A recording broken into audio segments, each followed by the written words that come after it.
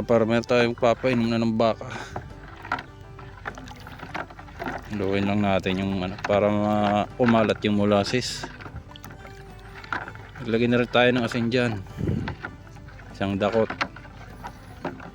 tapos trigo at saka cattle feeds.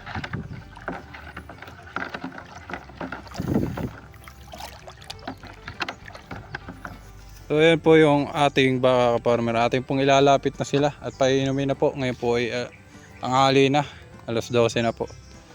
So ang oras po ng ating pagpapainom ay alas 12 at alas 5 po ng hapon. So bali kaninang alas 5 sila nailipat ko na. Alas 5 ng madaling araw, tapos alas 10 lipat ulit. So ayan yung kanilang mga pinangainan. Medyo mabilis na silang magbusog ngayon. Pag ganito kasi ang baka, hindi pwede na mga 3 beses na sa isang araw ang paglilipat. Dapat mga 4 pataas. Gawa ng kalakasan niyang kumain.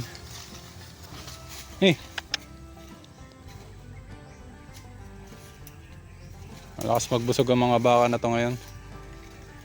Painumin ko na sila. Kanina nga ho pala naglagay tayo ng asin, naglagay ng molasses at saka syempre feeds doon sa kanilang painom.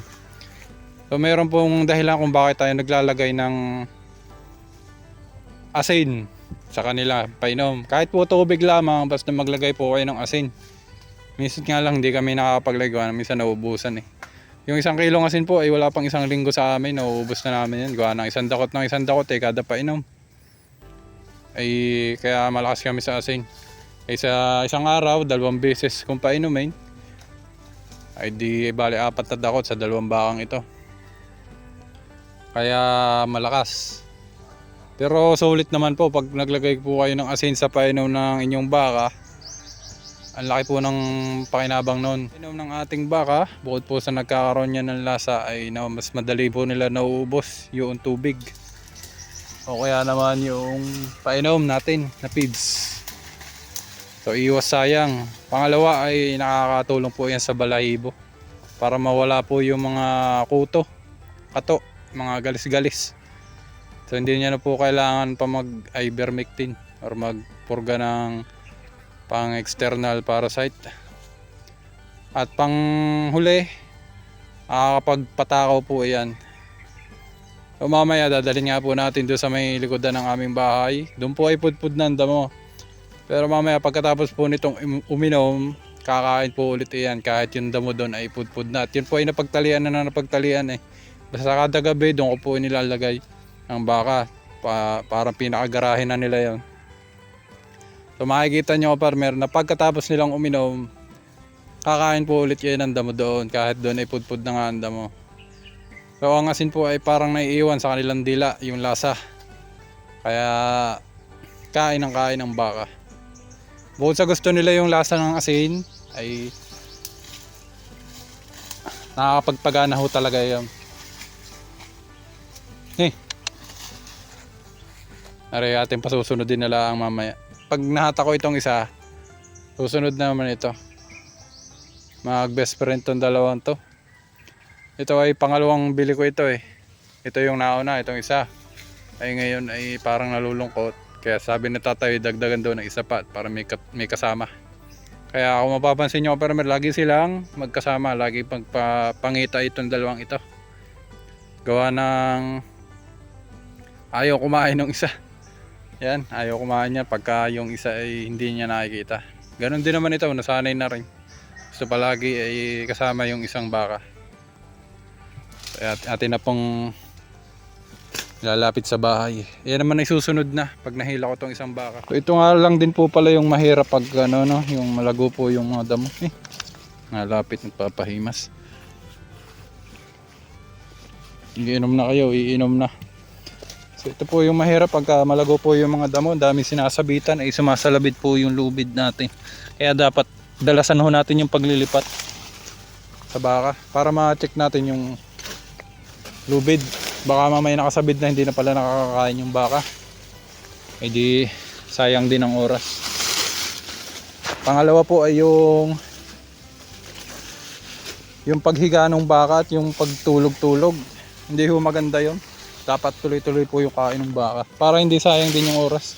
Kala natin kain-kain yung baka din sa malago, yung pala natutulog na lang.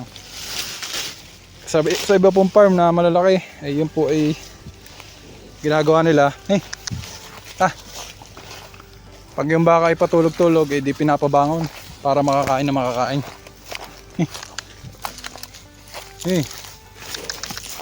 At tanggal ang paltak eh.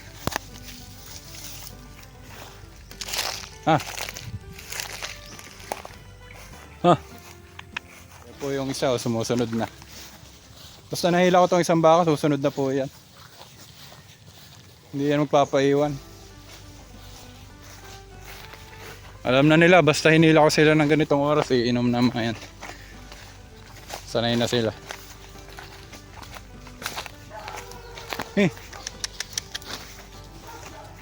Yan, tapos atin pong kakalikawin para yung feeds ay umangat. Yung isa, hindi kasi nakaangat yung feeds noon, kaya naparito. Nalalakas lang uminom ito. Natin na ipaltak.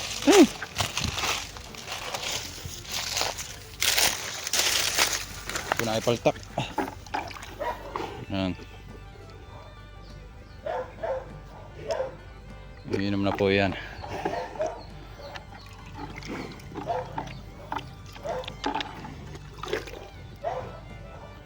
Pumupundo kasi yung feed sa ilalim, kaya hindi nila nalalasahan. Kaya kailangan ay kakalikawin natin ng kahit kamay. Ay ang ginagamit ko rin siya sa sandok para hindi ko na idadaw yung kamay ko sa kanilang painom. Minsan ay pagod na ang aking kamay at may ibang ginagawa. Nagbabakbak ako ng semento doon sa pinapagawa kong bahay, kaya hindi ko na may lubog sa tubig ang aking kamay. Yan, iniinom na niya. Kanina ayaw niya inumin eh.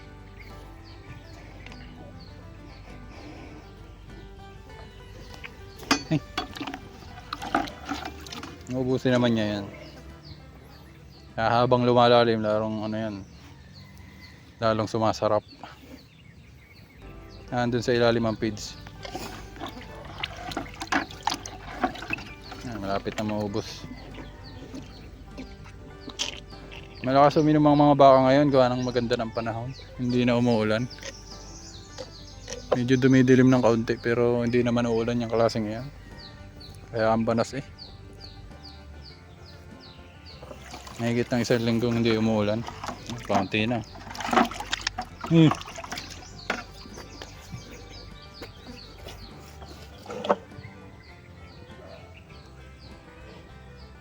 Ubus na niya yung isang timbang malaki. Hindi niyo isa oh. Yan pa, ubus na. Kaunti na yan. Magsindami lang yung pinainom ko dyan sa 2 baka.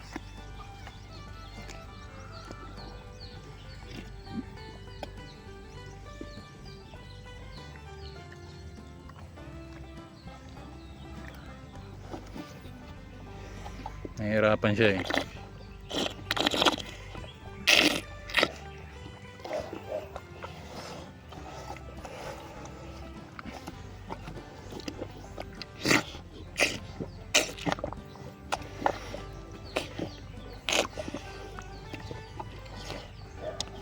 Kakaunti na mga kaparmer. Tumakaw na itong uminom. Ang pihikan nito nung dumating ako eh. Nasanay na ang tiyan niya eh, na laging busog. Pag pinainom ko to eh, inuumbang yung timba. Ayaw ubusin yung tubig, kinukuha yung feeds. Ngayon ay ubos na niya yung isang timbang tubig na malaki. Bilis na rin yung uminom ngayon. Mamaya hapon saging naman ang ipapakain ko na may halong feeds.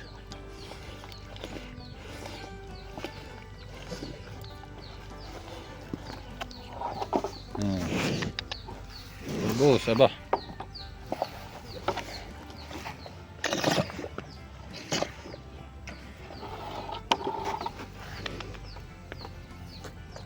Boss.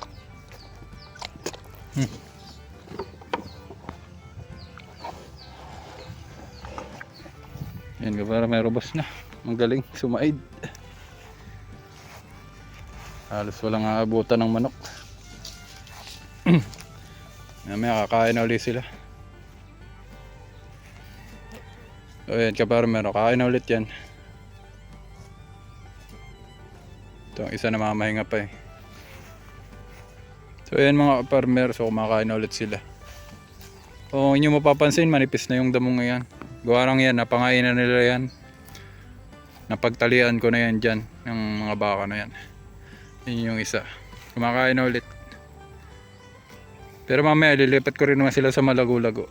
Ayan lang yung napapansin ko sa kanila, pagkatapos nyong painumin. Pagkatapos ko silang painumin ng tubig, tsaka feeds, na may halong asin. Talagang kumakain ulit sila. Hindi kagaya pag walang asin yung painom nila. Wala silang ganang kumain pagkatapos nilang uminom ng feeds or kumain ng feeds.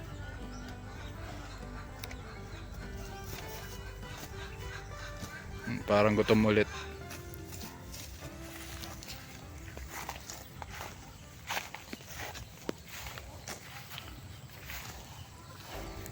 Ayan, parang gutom ulit siya. Gutom ulit siya. Hanap ulit yan ng pudpud na kasi talaga yung damo dito. Pinaka ko yan eh. Itong pwestong ito, pinaka garahe nila yan paghapon. Dito ko sila nilalagay. Siyempre sila muna yung uunang kakain. Magutom na ang tao, wag lang ang baka. Tsaka kahit may okasyon ka farmer, kahit Pasko ngayon, talagang asikaso sila. Ang baka kasi pagka mga 2 araw lang na napabayaan yan, ang laki na agad ng pinapayat niyan. Hindi kagaya ng tao na tagal bago pumayat. Gahanap lang siya ng makakainan. Mamaya lilipat natin ulit. Sana lang hindi umulan, dumidilim na naman. Pero may 1 linggo nang hindi umuulan. Sana kung uulan man ay sana hindi malakas at saka hindi tumagal. Gawa ng ang baka humihinang uminom yan pag malamig ang panahon. Pag maulan.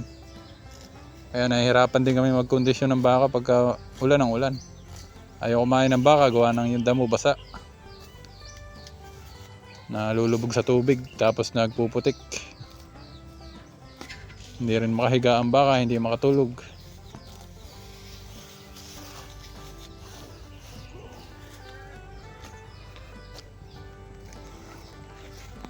So maya mga alauna, lipat ulit yan ang pwesto. Balik ulit sila doon sa malago pa kasi doon sa may likodan eh. Hindi masyado papagtalian. Yun lang ang pansin ko sa baka pagka ginamitan natin ng painom na may asin. Kakain ulit yan ng damo. Kahit pa sabihing pudpud na yung kanilang mga pinagtalian. Kakain at kakain pa rin. Medyo okay na yung katawan nila. Talagang tinututukan ko yan kahit may ngayon, may okasyon, kahit Pasko. Talagang tinututukan natin. Sayang kasi ang yung 2 araw lang na mapabayaan yan. Ang laki agad ang ipapayat ng baka. Malapit na rin naman silang ibenta. Kaya kailangan talaga itutukan na. Para wala masabi yung mamimili. Pag may nakitang pangitang mamimili sa baka, hindi pupulaan at babarating. Para hindi mapulaan. At least ay makapalang katawan ng ibebenta natin. Nakakapanghinayang ibenta ang baka pag payat. Nakaka-stress tingnan. Bebenta mo yung baka mo ng hindi mo man lang napataba. Yung isa busog na busog. Nagkapuwit na. Dati ay wala eh. Tusok. So yun lang ka-farmer, sana nakakawalit kayo ng tips sa pagbabaka. Merry Christmas po sa ating lahat. Happy farming at God bless po sa ating paghahayop. Salamat po.